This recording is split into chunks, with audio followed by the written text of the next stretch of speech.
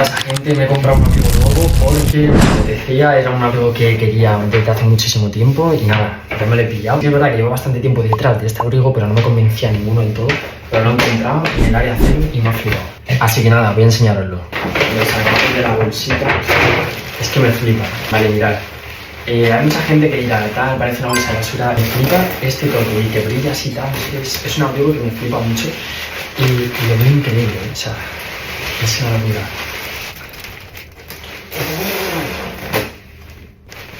Mirad, este abrigo a mí me flipa, o sea, es una locura. Vale, 60 euritos, pero bueno, yo creo que merecen bastante la pena. Mirad cómo es así, tal, así.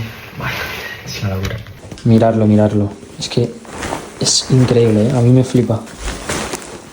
Y nada, esto ha sido todo. Estoy muy contento con el abrigo. Me hacía falta, pues a ver, la verdad que tengo bastantes abrigos. Además me compré otro abrigo el otro día, pero este le quería desde hace bastante tiempo. Y nada, me hace muchísima ilusión tenerlo.